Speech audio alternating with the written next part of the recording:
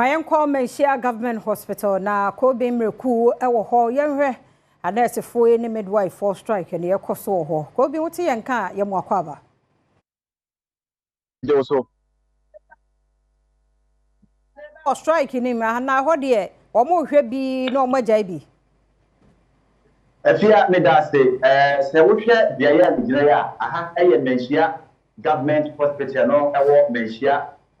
no abatom besua so ewa Asante Mantemha na enam Ghana Registered Nurses and Midwives Association omo afiatia last week omo efiase na omo ka se ne nine we omo de omo fidie nyina ye fe no inpatient service no omo withdraw no ene ampanyampa ni nyanyampa ye de ani akiremu ewo asopiti bese miensa ewo Mantem no mu anopa no medimani kiremu ewo agogo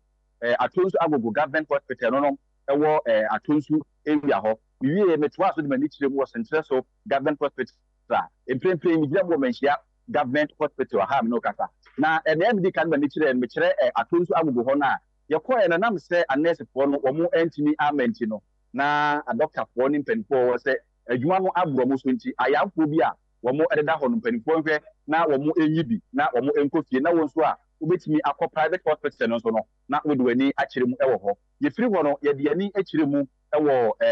Central Government Hospital ho ye ko no na a doctor fo no a na omo tete omo edege vitals na ebinum nso ehwe OPD fo no a omo eguso ehwe omo na emprempren ya bepiem ewo Menshia Government Hospital ha no ba aha eye OPD na OPD no ene ye wona eba baje ayarehwe ewo fo na ha na omo teke omo records ni nyina edi efiri na ukema nurse ni bia eni ha ene wo ye adwuma ewo ha esanse aha no nurse fo ni na emum ye hu se a patient fo ni bu ho a ye hwe wo mo ayade se eye a doctor fo anase theater nurse fo ni bi na ehwe wo mo no de ye ntimi enkyere ye mra na ye ni bi monkomo na emu se wo mo de sanche ne santra wo mo etia wa betena ha ahwe a doctor fo ntimi emfa anase fo ntimi ma wo mo nchen enti no emprempre nna be ma wo ye gene how gene how na be onya nurse ni ama na hwe ni o mo se dey almost mentioned almost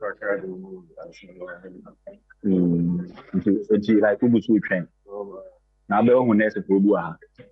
hu nurse fo bi a afra wate muni aba sabe na wo betna sabe na wo betna na be hu nurse ni bu a hu nurse ni bu a na ha ne be hwe ha ne be hwe Doctor for say train on enti no afia ewo Menshia Government Hospital ha na de wo hwe wo mo OPD ha na wo masem mo kire ne se a doctor for ne so mo ntwen a nurse for de ba yi hu bi wa ha wo mo nyina na ye se na wo ye se wo mo withdraw inpatient service wo mo adwumadi wo ho no ampaniampa miaya kase miensa e di ani a kire wo ho no e kire se adwumadi no wo mo afrase na wo masem nyina ba akopɛ omo pa chere se wiase yemfa ye popan hia ben enti wo mo akatua ntumu ana se wo mo condition of service a wo mo estre mpanifo se wo mo hwe no wo ntumu no wo mo antuma a wo mo fa ho se NLC fo aka chere se bia wo makọ court akọje oson e de ato wo mo se ade o mu tie eye wo mo mpanifo no wo mo mpanifo no ka chere wo se nne wo mo entwi etuate no nsensan a wo mo twan se na emom NLC nsem wo ka ne de eno no fa katua ma enti wo mo anyi ntumu ne anyi ntumu cha na me ma me ba ko e wa ha I'm in quarantine. I'm in Enkasaka. Oh, most of the Casa, yeah. The band called doctor. So, only baby, I'm baby, and senior, but say, any doctor, not next for 7 years. We know a doctor. Obe who next need your house. Nadiana, how man? They are in standby. Oh, Juba next will be any house. Tell you when I will come. Send the bad doctor, what they miss, Dr. Bechel. I fear 80. Mommy also say, and papa be na ede na no pa han bebi a mo tire nsan no ya chu se se na mo be bie no bie ni ha na se mu aya mo bre wa ha pa me dan se pi eti afia utie wo mo beja ehwe ni bia mo se doctor se ye behwe wo mo eti wo mo ewe ndaso na me de wo kire ha nka enne no nka under normal day no se ye ba ya rehwe wa ha Menshia Government Hospital bia ni ha abun se nka hanyina afia anka ayema but ene ya mno ka sei aha ye pe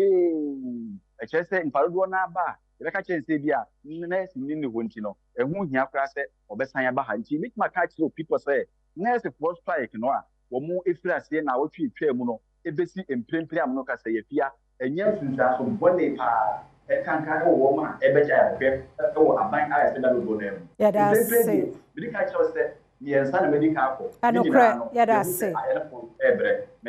mo yansia that's ko bi mreku a wodi ni juma Nhyira FM na wote na nka na yankomra de ohodo so ye ba ye beto so